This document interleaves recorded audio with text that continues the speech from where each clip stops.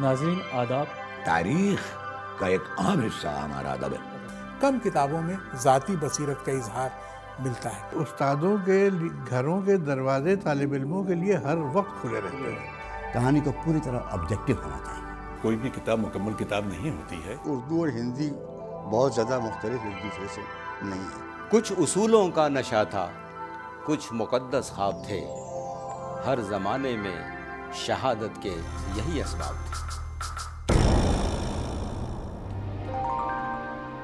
ناظرین آداب، پروگرام کتابوں کی دنیا میں میں آپ سبھی کا استقبال کرتا ہوں۔ آج ہم گفتگو کریں گے ڈاکٹر خلیق انجم صاحب کی بہت ہی مشہور و معروف کتاب جس کا نام ہے مجھے سب ہے یاد ذرا ذرا، اور ہمارے ساتھ اس کتاب پر گفتگو کرنے کے لیے موجود ہیں پروفیسر صدیق الرحمن قدوئی صاحب، جو کسی بھی طرح سے علمی اور ادبی دنیا میں محتاج تعارف نہیں ہیں۔ آپ غالب انسٹیٹیوٹ کے سیکریٹری ہیں اور جواہر لال نہرو یونیورسٹی کے سابق استاد ہیں۔ ڈاکٹر صاحب، اس پروگرام میں آپ کا میں دل کی گہرائیوں سے استقبال کرتا ہوں۔ ڈاکٹر صاحب، اس کتاب پہ گفتگو کرنے سے پہلے میں سب سے پہلے یہ چاہوں گا کہ آپ یہ بتائیں ہمارے ناظرین کو کہ علمی اور ادبی دنیا میں ڈاکٹر خلیق انجم صاحب کا کیا مقام ہے؟ دیکھیے، خلیق انجم صاحب ان لوگوں میں ہیں جنہوں نے اپنی ادبی زندگی بہت ہی کم عمر میں شروع کی۔ کم عمر ان معنوں میں کہ جس وقت لوگ صرف پڑھتے لکھتے رہتے ہیں اور اپنی تربیت ہی کرتے ہیں، اس وقت انہوں نے لکھنے پڑھنے کے ساتھ ساتھ درسی کاموں کے ساتھ ساتھ مضامین لکھنے شروع کر دیے تھے، تحقیق شروع کر دی تھی، اور جن صحبتوں میں وہ بیٹھتے تھے وہ سب بڑے اپنے زمانے کے محقق تھے، اور نہایت بادب ان کے سامنے رہ کر انہوں نے وہ سب کچھ سیکھا جو ان کے زمانے میں تحقیق کے آداب تھے۔ تحقیق سے ان کو خصوصاً دلچسپی تھی، انہیں دلچسپی تھی کلاسکس کی، اور کلاسکس کو دریافت کرنا، اور اس کو دریافت کر کے پھر ان کوشش یہ کرنا کہ ان کی جو اصل حالت رہی ہوگی اس کو دریافت کریں۔ چنانچہ انہوں نے بہت ابتدا سے مظہر جان جانا، میر تقی میر، سودا اور اسی عہد کے لوگوں کی زندگی اور ان کی شاعری اور ان کے تخلیقات کے بارے میں لکھنا پڑھنا اور کرنا شروع کیا۔ جی، وہ تو بہت بعد میں کیے انہوں نے۔ اس سے پہلے مرزا مظہر جانا پہ کام کر چکے تھے۔ سودا پہ بہت اچھی کتاب، میں سمجھتا ہوں اردو میں سودا پہ اتنی مستند کتاب اب تک یعنی تازہ ترین کتابوں میں جو ہے وہ خلیق صاحب کی کتاب ہے، اگرچہ وہ بہت عرصہ ہو گیا اسے چھپے ہوئے، لیکن جتنی محنت انہوں نے کی ہے اور جو اس میں اطلاعات فراہم کی ہیں سودا کے بارے میں اور سودا کے عہد کے بارے میں، وہ میں سمجھتا ہوں کہ ان سے پہلے کم ہی لوگوں نے کی ہے، اتنی تو کی نہیں کسی نے۔ ایک شیخ چاند کی کتاب مشہور تھی اس پہلے سے۔ خیر، تو یہ ابتدا سے ہی انہیں دلچسپی تحقیق سے تھی، اور تحقیق کا میدان ایسا ہے کہ اس میں نظر ایسے ہی لوگوں کی طرف جاتی ہے کہ جن کے بارے میں یا تو کم معلومات ہے، یا اگر معلومات ہے تو وہ تشنہ ہے، یا غلط فہمیاں ان کے بارے میں بہت ہیں، یا پھر اپنا شوق جو ہے وہ اس کے مطابق آدمی دریافت کرتا ہے۔ ڈاکٹر صاحب، یہ کتاب جو ہے وہ خاکوں پر مشتمل ہے، اور پروفیسر شمیم حنفی صاحب نے اس کا پیش لفظ لکھا ہے، اور یہ کتاب جو ہے انہوں نے آپ کے نام سے منسوب کی ہے، اور بڑا دلچسپ پیش لفظ لکھا شمیم حنفی صاحب نے۔ وہ لکھتے ہیں ایک جگہ کہ جن شخصیتوں کا خاکہ ڈاکٹر خلیق انجم نے لکھا ہے ان میں خود ایک اہم نام ڈاکٹر خلیق انجم کا۔ یہ بالکل صحیح ہے، یعنی خلیق انجم سے جن لوگوں کی ملاقات ہوئی ہے یا ہوگی، وہ یہ اندازہ لگا سکتے ہیں کہ شاید خاکے کی صنف کا موضوع سب سے بہتر خلیق انجم ہی خود ہو سکتے ہیں، اس لیے کہ ان کے ہاں جو لطیفہ گوئی، فقرے بازی اور گفتگو میں اچانک نئی نئی چیزیں نکالنا اور دلچسپ باتیں کرنا، لبرٹیز لینا لوگوں سے، یہ بہت کم لوگ کر پاتے ہیں۔ اور اس قدر فطری طور پر جتنا خلیق انجم کرتے ہیں، ایسے لوگ یا تو نہیں کرتے، یا بڑے پھوہڑپن سے کرتے ہیں، یا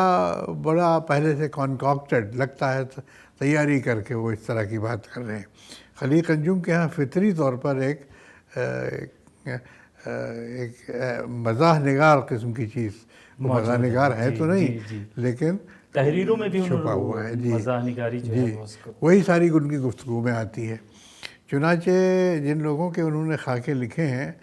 اچھا دلچسپ بات یہ ہے کہ خاکے اس میں ان کے دوستوں کے اتنے نہیں ہیں جتنے کہ بزرگوں کے ہیں۔ ان میں ایک سب سے اہم خاکہ جو ہے وہ شاہد احمد دہلوی کا ہے، جن کو دلی کی تہذیب کا ایک درخشندہ ستارہ کہا جاتا ہے۔ تو شاہد احمد دہلوی صاحب کے بارے میں جو یہ خاکہ ہے، اس کے بارے میں آپ ہمارے ناظرین کو کچھ بتائیں۔ صاحب وہ خاکہ بہت اہم اس اعتبار سے ہے کہ بڑی بدقسمتی کی بات یہ ہے کہ شاہد احمد دہلوی جیسے لوگوں کے بارے میں لوگ اب جانتے نہیں ہیں، یا جانتے ہیں تو کم سے کم جانتے ہیں، اور بس اتنا جانتے ہیں کہ ایک رسالہ وہ نکالا کرتے تھے جو بہت مشہور تھا وغیرہ وغیرہ، اور پھر پاکستان چلے گئے اور وہاں موسیقی سے دلچسپی کی بنا پر وہ اسی کے کنسلٹنٹ ٹھہرے۔ ساقی نام کا مشہور رسالہ تھا۔ ساقی اتنا اپنے زمانے کا اتنا بڑا رسالہ تھا کہ اس میں اس زمانے کا کوئی بھی بڑا ادیب ایسا نہیں تھا جو اس میں شائع کر جس کی تصانیف شائع نہ ہوتی ہوں۔ جی، اور سب سے بڑی خوبی یہ تھی کہ ادیب جو لکھتے تھے وہ تو لکھتے ہی تھے، شاہد احمد دہلوی پیچھے پڑھ کے لوگوں سے لکھواتے تھے، اور ایسے مصنفین کہ جن کو پڑھنا بھی اس زمانے میں بعض اوقات منع تھا گھروں میں، عصمت چغتائی، منٹو، ان سب سے وہ لکھواتے تھے، اور یہ لوگ لکھتے تھے۔ اور میں سمجھتا ہوں کہ ادب کا اتنا بڑا خزانہ، اپنے زمانے کا ہم عصر ادب جتنا بڑا اس زمانے میں ساقی نکلا ہے، وہ بہت کم رسالوں میں نکلا، اور اس کی وجہ ایڈیٹر کی دلچسپی تھی۔ ایک اور خاکہ اس میں ہے رشید احمد صدیقی کا، جن کا قد جو ہے وہ علمی دنیا میں بہت ہی معتبر ہے، بڑا اہم ہے، تو اس کے بارے میں آپ کچھ اظہار خیال فرمائیں۔ جی، رشید احمد صدیقی صاحب زمانے کے ان لوگوں میں تھے کہ جنہوں نے بھی انہیں دیکھا اور جنہوں نے انہیں نہیں بھی دیکھا، صرف ان کو پڑھا ہے، ان کے دل و دماغ میں ان کا کردار، ان کی شخصیت نقش ہے، اور وہ نہ صرف بڑے ادیب اور بڑے مصنف تھے، بلکہ اپنے زمانے کے اساتذہ میں، اردو کے اساتذہ میں ان کا بڑا مرتبہ تھا۔ علی گڑھ یونیورسٹی کے وہ طالب علم بھی رہے تھے اور پھر استاد بھی رہے، اور مجھے یہ فخر حاصل ہے کہ میں نے ان کے قدموں میں بیٹھ کر اردو کے ایم اے کا زمانہ ہے، جی میرے استاد ہیں، اور بہت میں نے استفادہ کیا ان سے۔ یعنی ویسے بھی میرا ان سے بڑا گہرا تعلق تھا، میرے والد کے دوستوں میں تھے، اور اس کے علاوہ بچپن سے ہمارا زمانہ وہ تھا کہ جس میں یہ چھوٹے بڑے کی تمیز ذرا کم ہوا کرتی تھی، بعض چیزوں میں ہوتی تھی، بہت تھی، لیکن اس کے باوجود جہاں تک پڑھنے لکھنے کا تعلق تھا، وہاں کچھ چیزیں ایسی تھیں کہ جو سب لوگ پڑھتے تھے اور ہمت افزائی کی جاتی تھی کہ آپ پڑھیں۔ ہر گھر میں وہ کتابیں ہوتی تھیں، جیسے رشید صاحب کی کتابیں ہر گھر میں ہوتی تھیں، اور ہر رسالے میں ان کے مضامین آیا کرتے تھے، اور ہر محفل میں ان کے لطیفے، ان کی باتیں، ان کے چٹکلے ہوتے تھے۔ مزاح نگار کی حیثیت سے اور طنز نگار کی حیثیت سے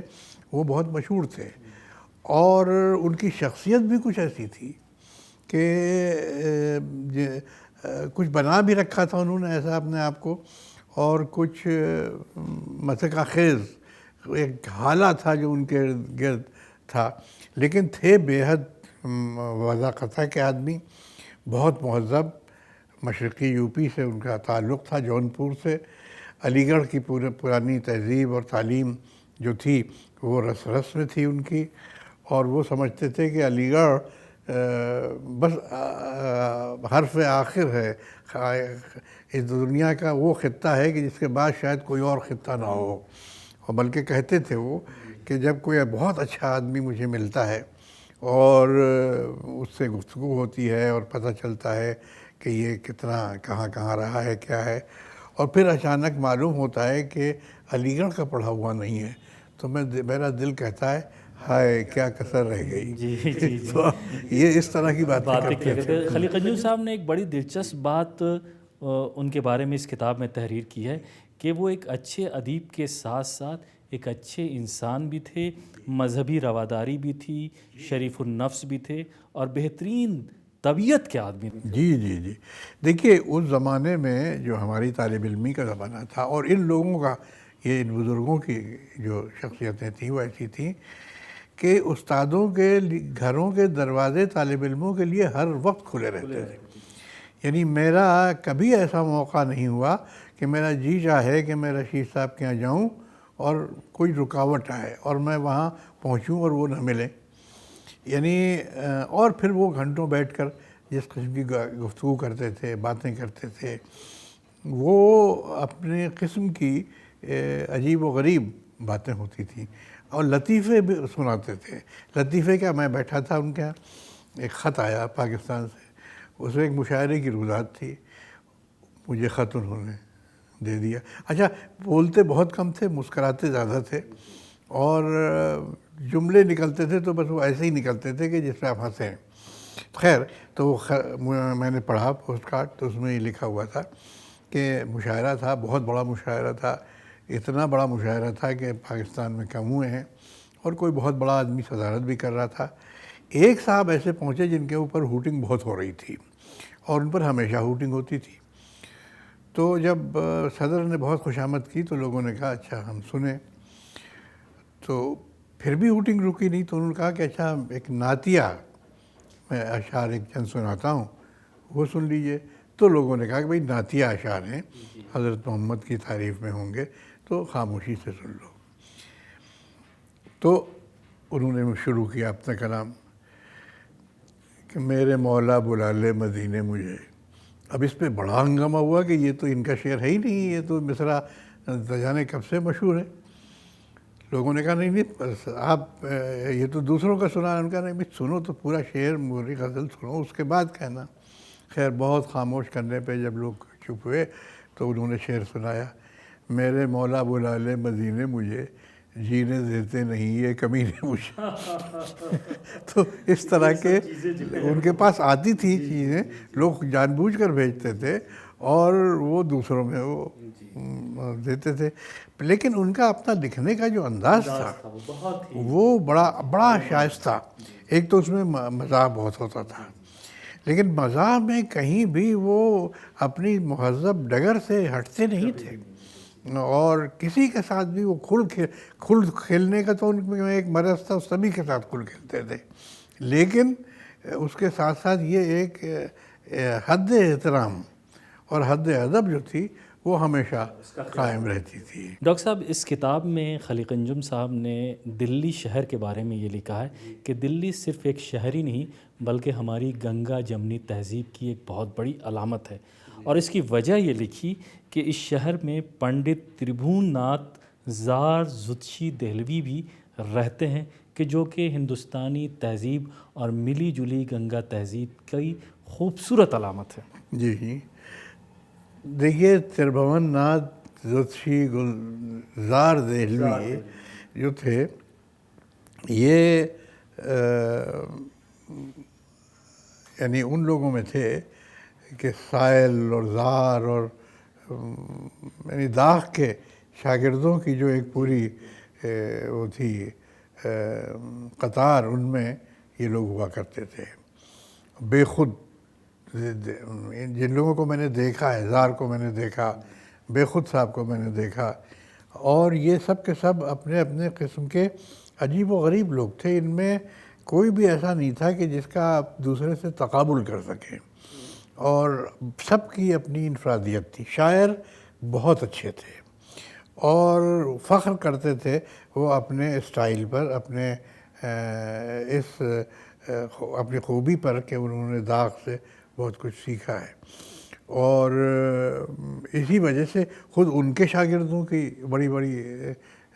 پلٹنیں تھیں جو سارے ہندوستان میں آپ کو دکھائی دیتی تھیں، اور یہ فخر ہوا کرتا تھا کہ آپ شاگرد کس کے ہیں، بے خود کے ہیں کہ زار کے ہیں کہ کس کے ہیں۔ زار صاحب کو بھی میں نے آخر عمر میں دیکھا ہے، ان لوگوں کی عمر 100 کے قریب ہوئی ہے تقریباً، اور بلکہ زیادہ ہی ہوئی ہوگی۔ اچھا، تو زار صاحب کے ساتھ یعنی کئی نسلوں کا ایک سرمایہ تھا جو ان کی شخصیت میں شامل تھا۔ کشمیری تھے نسلی اعتبار سے، لیکن آپ کو معلوم ہے کہ کشمیر کے لوگ جو کشمیر سے نکل کر آباد ہوئے دہلی میں، لکھنؤ میں، مختلف جگہوں پر، ان کی اپنی اپنی الگ بستیاں تھیں، بازار سیتارام، اس کے ارد گرد نہرو جی تو وہیں پیدا ہوئے، یہ سب لوگ، تو یہ ایک ان کی آبادیاں تھیں، اور ان کے ساتھ ساتھ ان کا ایک کلچر ڈیولپ ہو رہا تھا، اور اسی کلچر میں سب سے بڑی ان کی جو بات تھی، جو نشان امتیاز تھا، وہ اردو زبان اور اردو شاعری تھی۔ چنانچہ اور ایک دو نہیں، سبھی شاعر ہوا کرتے تھے اس زمانے میں، تو اچھے برے ہر طرح کے۔ تو زار صاحب بھی جو تھے وہ اپنے زمانے کے بڑے مستند اور اچھے شاعر تھے، اور مدرس بھی تھے، پڑھاتے بھی تھے گھر پر بھی اور کالج میں بھی دہلی میں، اور انہوں نے گویا کہ دہلی کی تہذیب کے جو ایک آن بان تھی، ان کا لباس، ان کے وہ آداب نشست و برخاست، ان کی زبان، ان کا سلوک اور رویہ اپنے شاگردوں، اپنے دوستوں کے ساتھ، چھوٹوں کے ساتھ، وہ سب کے سب اپنی جگہ پہ وہ تھا کہ جسے آج کل کی زبان میں ہم کہتے ہیں نا، یہ لوگ ماڈلز تھے، اور ان کے پاس، یعنی ہمیں یاد ہے ہمارے بچپن میں اور بڑے ہونے تک ہمارے بزرگوں کا جو طریقہ تھا وہ کیا تھا، ہم بہت چھوٹے تھے لیکن ہمیں بھیجا جاتا تھا کہ آپ جاؤ ان لوگوں کے پاس بیٹھو۔ اچھا بیٹھو تو کیا ہم ان کے ساتھ بیٹھ کے کیا کرتے، ان سے گفتگو تو کر نہیں سکتے ہیں بزرگوں کے ساتھ، لیکن مقصد ان لوگوں کا یہ ہوتا تھا کہ کچھ سنو گے، کچھ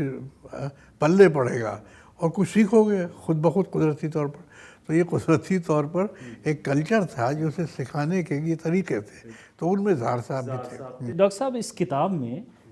ڈاکٹر خلیق انجم صاحب نے پروفیسر جگناتھ آزاد کا بھی ایک خاکہ لکھا، اور بڑا دلچسپ اس کا ٹائٹل ہے کہ اردو تہذیب کا روشن مینارہ۔ وہ ماہر اقبالیات بھی تھے اور اردو ادب میں ان کا بہت اہم نام ہے، تو جگناتھ آزاد کے بارے میں ہمارے ناظرین کو۔ خوش قسمتی سے میرا ان سے بہت گہرا تعلق تھا۔ جگناتھ آزاد ان لوگوں میں تھے کہ جو اپنے زمانے میں بہت مشہور شاعر ہوئے، اور ان کے والد تلوک چند محروم صاحب بھی وہ بھی بہت بڑے ادیب شاعر تھے، اور اپنے زمانے میں ان کی بڑی قدر تھی، اقبال سے بڑا قرب تھا ان کو، اور یہ لوگ تھے کہ جو 1947 سے پہلے پاکستان جو اب ہے وہاں کے رہنے والے تھے، نارتھ ویسٹرن فرنٹیئر کے علاقے کے، اور پھر یہاں آئے، شاعری پہلے سے کرتے تھے اور اپنے زمانے کے مشہور شاعروں میں تھے۔ جگناتھ آزاد نے بھی اپنے والد محترم سے اور اپنے بزرگوں سے، جن میں زار اور بے خود اور یہی سب لوگ تھے، ان سب سے سیکھا تھا، اور ان میں خود شوق مطالعے کا بہت زیادہ تھا۔ شاعری کا شوق تو ان کو ملا تھا ورثے میں، لیکن مطالعے کا بڑا شوق تھا، اور انہیں خاص طور سے اقبال سے بڑا تعلق تھا۔ اقبال سے ایک جذباتی تعلق تھا، پھر علمی تعلق تھا، اور ان سے پری پارٹیشن ڈیز کا جو لاہور اور وہ جو علاقہ تھا سیالکوٹ اور یہ سب، اس میں جو ستون تھے ان میں اقبال سب سے بڑا ستون تھا۔ یہ بھی کہا جاتا ہے کہ ان کے کلام میں اقبال کا انداز بھی ہمیں دکھائی دیتا ہے۔ یہ تو میں بھائی کسی کے بارے میں نہیں کہوں، تو یہ بڑائی نہیں ہے یا کسی بھی بڑے شاعر کے کلام کا انداز اگر کوئی اور اڑا لے تو یا تو وہ بڑا شاعر نہیں ہے جس کا انہوں نے کہا، یا وہ ایسے ہی ہے، تو یہ بڑائی نہیں ہے۔ خلیق انجم صاحب نے اس بات پر کافی زور دیا ہے اس مضمون میں کہ ان کے کلام میں جو ہے وہ اقبال کا بھی انداز ہمیں دکھائی دیتا ہے۔ مجھے لگتا ہے کہ خاکہ نگاروں میں جہاں بہت سی خوبیاں ہوتی ہیں وہاں ایک مروت بھی ہوتی ہے تو یعنی اقبال کے قائل وہ بہت تھے اور اقبال سے بہت کچھ انہوں نے لیا اور چاہا کہ اقبال کے جو اقدار تھیں وہ ان کی شاعری میں آئیں، لیکن اقبال کا جیسا ایک مصرع بھی اگر کوئی کہے تو وہ بہت بڑی بات تھی۔ تو میں یہ کسی کے لیے بھی ماننے پہ تیار نہیں ہوں کہ وہ اقبال کا اثر ان کے ہاں اس اعتبار سے ہے۔ اور یعنی اقبال کی بڑی شاعری تو جانے دیجیے، وہ ابتدا کی غزلیں، نہ آتے ہمیں اس میں تکرار کیا تھی مگر وعدہ کرتے ہوئے یار کیا تھی، یہ اس قسم کی شاعری بھی لوگ نہیں کر پائے ہیں، تو اور چیزیں تو الگ ہیں۔ لیکن بہرحال جگن ناتھ آزاد نے اقبال پر جتنا کام کیا، سب سے بڑا ان کا کارنامہ یہ ہے کہ انہوں نے اقبال پر جو تحقیق کی ہے اور جو تنقید کی ہے اور جو اقبال کے بارے میں انہوں نے ان کی زندگی، ان کی شاعری، ان کے ہم مسئلوں کے بارے میں جو جمع کیا ہے اور چھاپا ہے، وہ میں سمجھتا ہوں ایک غیر معمولی محنت و مشقت اور ذہانت کی دلیل ہے، اور وہی چیز ان کو زندہ رکھنے کے لیے کہ اقبال شناسی اور اقبال فہمی جو ہے وہ میں سمجھتا ہوں بہت بڑی بات ہے۔ اور خود بڑے اچھے شاعر بھی تھے، اور وہ ان لوگوں میں تھے کہ جن پر یعنی یہ جو تقسیم ہند ہوئی اس کا بڑا گہرا اور بہت برا اثر پڑا، چنانچہ ان کی شاعری میں آپ اس کا اثر پائیں گے۔ ڈاکٹر صاحب یہ اس کتاب میں استاد رسا کا بھی ذکر ہے، جی اور جی خلیق انجم صاحب نے بڑی دلچسپ بات لکھی ہے کہ اگر استاد رسا کو کسی نے نہیں دیکھا اور آدھی دلی دیکھی تو اس نے کچھ نہیں دیکھا، اس لیے کہ آدھی دلی تو خود استاد رسا تھے۔ جی جی جی دیکھیے کچھ لوگ ایسے تھے اور ہر جگہ ہوتے ہیں کہ جو جس جگہ رہتے ہیں اس کی خاک کے ذرے ذرے کو گویا کہ وہ اپنے اندر کسی نہ کسی طرح سے سمو لیتے ہیں، اور وہ اس بات پر فخر کرتے ہیں کہ یہ ہمارا شہر ہے، یہ ہماری زندگی ہے، یہ ہمارے لوگ ہیں، ہم ان میں رہے ہیں اور بڑے ہوئے ہیں۔ اور پہلے یہ زمانے وہ تھے استاد رسا کے اور لوگوں کے کہ کمیونیکیشنز تھے، شروع تو ہو گئے تھے بہت لیکن کم تھے،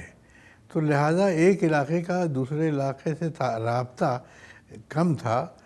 کم لوگ آتے تھے باہر سے، کم لوگ جاتے تھے دلی سے باہر، اور اس طرح سے رابطہ ہونے کے باوجود بھی ایک طرح کی ایکسکلوسیونیس جسے کہتے ہیں انگریزی میں آپ، کہ یعنی ایک اپنی دنیا میں آپ مگن رہنا، یہ ہر علاقے کا ایک یہ خصوصیت بن گئی تھی۔ اور خاص طور سے وہ لوگ کہ جو اس علاقے سے باہر نہیں جاتے تھے یا اگر اس علاقے میں ہی رہتے تھے اور اس کی زندگی کو سے لطف اندوز ہوتے تھے تو وہ ہر چیز کو اپنے اندر سموتے تھے، اور لوگ بھی ان کے پاس جا کے جو بیٹھتے تھے، جس قسم کی گفتگو ہوتی تھی، وہ سب کے سب ایک علامت بن جاتے تھے ایک خاص دور کی، ایک خاص قسم کی زندگی کی، اور ایک ایسے شہر کی کہ جو اس اعتبار سے بہت محدود بھی ہے کہ اس کے محلے ہیں، محلے میں رہنے والوں کے اپنی خصوصیات ہیں، اور وہ سب کے سب جو ہیں وہ کہیں کسی دوسرے شہر میں آپ کو نہیں ملیں گی۔ یعنی لکھنؤ کی تہذیب اپنی جگہ پر ہے جو ہے، وہاں کے لوگ اس پہ فخر کرتے ہیں، لیکن جو دلی کی تہذیب ہے وہ وہاں اس لیے نہیں ملے گی کہ دلی کی تہذیب کے اندر جو کچھ اندر بڑھا ہے، پلا ہے، وہ وہاں بالکل دوسرے انداز سے ان کے طریقے پہ پلا بڑھا ہے۔ تو لہذا دہلی والا لکھنؤ کا نہیں ہو سکتا اور لکھنؤ والا دہلی کا نہیں ہو سکتا، یہ الگ بات ہے کہ دونوں ایک دوسرے سے استفادہ کریں۔ استاد رسا کے بارے میں یہ بھی کہا جاتا ہے کہ مشاعروں میں بڑے پاپولر تھے، اور مشاعروں میں جب جاتے تھے تو اپنے ساتھیوں کی ایک فوج لے جاتے تھے۔ جی جی جی شاگردوں کو، یہ استادی اور شاگردی اس زمانے کا ایک رواج تھا، طریقہ تھا، اور یہ دیکھا جاتا تھا کہ آپ کس کے شاگرد ہیں، اور شاگردوں سے استاد پہچانا جاتا تھا اور استاد سے شاگرد پہچانے جاتے تھے۔ تو لہٰذا یہ فخر کرنا کہ ہم فلاں کے شاگرد ہیں، تو آپ نے غالب کا وہ جملہ یاد ہوگا، وائے اس ہیچ و پوچھ پر جسے صاحبائی کے ترموز پر فخر ہو۔ اب کسی بات پر خفا ہو گئے، وہی وہ جو برہان قاطع اور قاطع برہان والی، حالانکہ صاحبائی ان کو بہت عزیز تھے، لیکن کسی صاحب نے اپنے آپ کو صحابائی کا شاگرد کہہ کر اس پہ فخر کیا تو اس پر انہوں نے طنز کر دیا. تو یہ تو سب چلتی تھی باتیں، چشمکیں تو چلتی تھی، میر اور سودا کی چشمک. میر حالانکہ دونوں ایک دوسرے کو استاد مانتے تھے، لیکن جب ذکر آتا تھا تو دونوں ہونا ہے تجھ کو میر سے استاد کی طرف، سودا تو اس غزل کو غزل در غزل ہی لکھ، ہونا ہے تجھ کو میر سے. ہمارے پاس وقت کم ہے، لیکن ہم یہ چاہیں گے کہ اس کتاب میں ایک بڑا اہم خاکہ بیگم حمیدہ سلطان کا. جی تو میں یہ چاہوں گا کہ 1 منٹ میں آپ ان کی شخصیت کے بارے میں بتا دیں، اس لیے کہ ان کا دلی کی تہذیب کے تعلق سے بڑا اہم کام ہے. دیکھیے میرا تو ان سے بڑا گہرا تعلق رہا ہے، ہماری بزرگوں میں تھی. اور دہلی کی تہذیب کے واقعی یعنی یہ وہ زمانہ تھا جب دہلی کی تہذیب اس اعتبار سے ختم ہو رہی تھی اور اس کا ماتم ہو رہا تھا کہ یا تو پارٹیشن کے بعد لوگ چلے گئے تھے، یا جو رہ گیا تھا وہ بہت کم تھا، اور باہر سے مائیگریشن یہاں بہت ہو رہا تھا. اور دوسرے یہ کہ وہ جس خاندان سے تعلق رکھتی تھی وہ واقعی دلی میں پلا بڑھا اور دلی کی روایات کا امین تھا. غالب خاندان لوہارو سے تعلق تھا ان کا. اور اب خاندان لوہارو یہاں سے بہت دور ہے، لیکن اس زمانے میں رواج یہ تھا کہ بڑے شہروں میں آ کر وہاں کے لوگ رہتے تھے اور وہی تہذیب ڈیولپ ہوتی تھی. تو حمیدہ آپا جو تھیں وہ اس زمانے کے گویا کہ رئیسوں کی جو خاندان تھے،